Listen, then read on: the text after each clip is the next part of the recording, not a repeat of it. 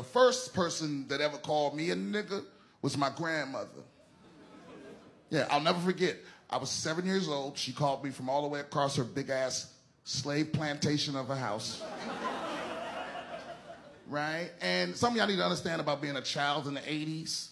Is one, like when your parents called you from across the house, you had to go see what they wanted. You couldn't yell back. Right? You couldn't be, Brian, you couldn't be like, what? That'll get you fucked up. Right?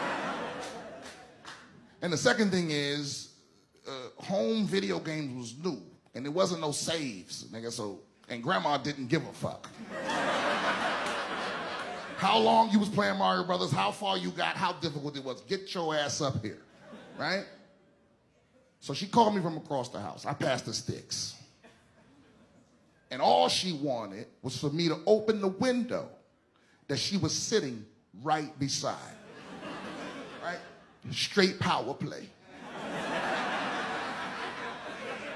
Right? And I know I didn't say it out loud, but she heard lazy bitch or whatever, right?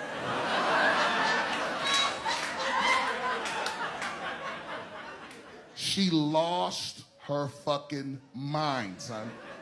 All of a sudden, no arthritis.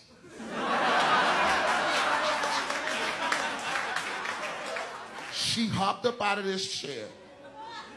She doubled in size like an anime villain, right? And I'll never forget this moment. It's burned into my brain. She goes, nigga, it's about to be some smoke in the motherfucking city. Yeah. Now something else you need to understand is that all older black women, they have a glossary of threats that are also riddles.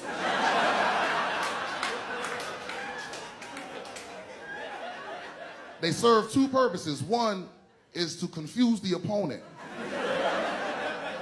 And the second is to make you sound crazy if you call Child Protective Services.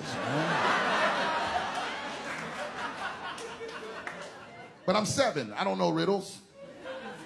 So I just have this look of confusion on my face. I'm confused. But something else I didn't know because I was 7 is that the look of confusion is the same look as fuck you trying to do, bitch? And that's how she interpreted it, you know, as a direct challenge. She grabbed me under my armpit, hit me with a vicious knee, boom. Did a perfect hip toss. Threw me into the opposite wall. I fucking landed upside down on my head. Now by this time, all the other kids she was babysitting in the house, they gathered around. Nieces, nephews, neighbors, kids, grandbabies. We like to see each other get fucked up back then, right?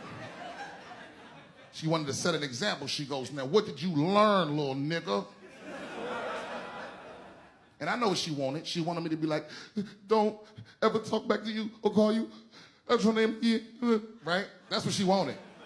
And if it was any other day, I would have gave her that.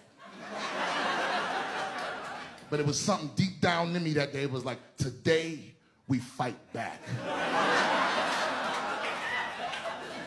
And she goes, now what did you learn, little nigga? And I was like, well, you had the energy to throw me across the kitchen. You could have just got up and opened the window.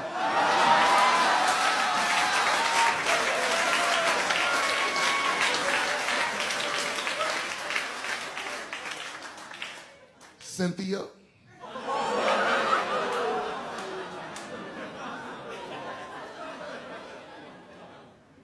I was in the hospital for 2 days. And on the third day, I was in foster care.